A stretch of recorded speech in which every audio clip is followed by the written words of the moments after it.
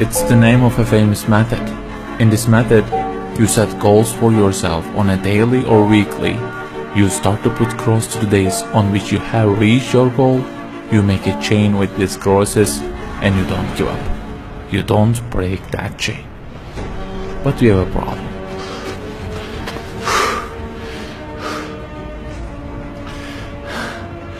Personal development specialists say that we should have goals.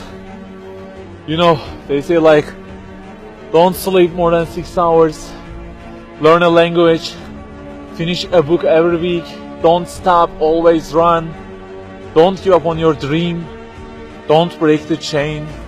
Okay, I don't object to them. I also have a table and put crosses on it every day and go after many goals, no problem. But you know what? They don't talk about the most important part of it.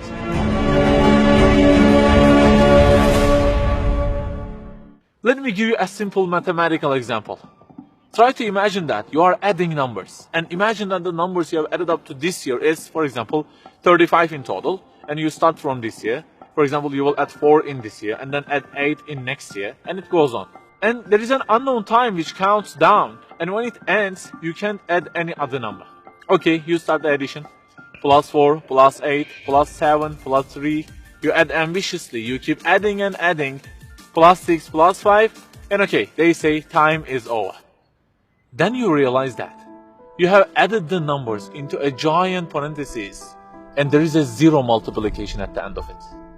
It wipes out all the numbers you have added all those years, and the result becomes 0. Of course, you are disappointed. All your efforts have been wiped out by the 0. A regret arises inside of you. You say, I wish I had seen the whole picture at the beginning and realized that 0 and changed it with 1 before I started the addition. I think you got the point. Okay, guys, you may have goals for this year and afterwards. Learning a language, finishing a book every week, increasing your monthly income to $15,000, not sleeping more than 6 hours, etc. But for what? For what do we set goals exactly? Why don't we break the chain?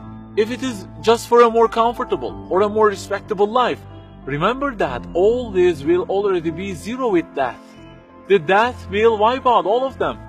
The person who knows English will be equal with the one who doesn't know. The one who earns more will be equal with the one who earns less. The one who can reach his goals will be equal with the one who can't. So, if at the end of it, the death will 0 everything, so what is the meaning of adding more numbers with an ambition? It just increases the degree of the disappointment that you will feel. So the logical thing is, seeing the whole picture at the beginning. In this life journey, which will end in an unknown time, my first job must be to prevent death from being 0. Well, can I really prevent death from being 0? I mean, since everything will leave my hands and will be lost, is there any other way that would transform them into something eternal? I mean, isn't there any kind of stamp for eternity that would impress all of the things that I possess and say, look, there is a seal on them and you can't wipe them out, okay? They will remain forever.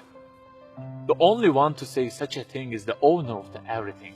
And he says, كُلُّ شَيْءٍ هَالِكٌ.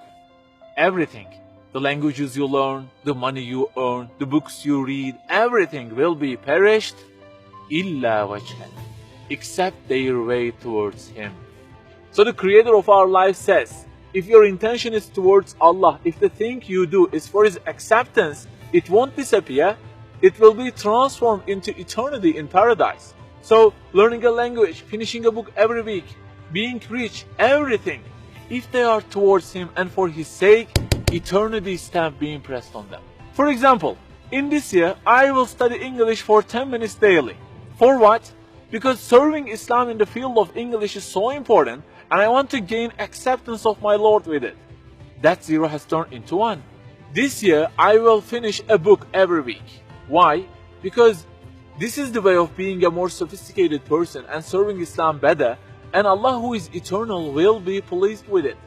Good news, that 0 has turned into 1 because now His acceptance is your intention. I aim increasing the income of my company to $150,000. For what? Because I will spend that money on spreading the message of the Quran to the whole world and the publications that would please Him. you have exterminated the zero, because now your goal is towards him. We add and add like this through our lives, and they don't end with death. People who seek Allah's sake in their actions kill their death. Death cannot zero their additions. If the thing we do is for his acceptance, it is not mortal. You may say, I don't really love him that much, and maybe I don't really believe in him that much either. So how can I do everything for his sake? I don't even know who he is. My brother or sister, that's the problem. You don't even know who he is. And actually, it is our first job in this life, recognizing him. That's the first step. The more you recognize him, the more you love him. And the more you love him, the more you seek his sake in your actions. So learn about him. Who made you? What does he want? Why does he give you such a billion things in each day? Read, find out. Turning the zero into one is a lifelong process. Start at the point that you are missing and try to fix it. Like the specialists say, don't break the chain, but keep the chain to gain his acceptance. Run, but run to be eternal. An unknown time counts down, and before starting to add the numbers, the first thing you have to do is to remove that zero. Otherwise, everything you added will be wiped out.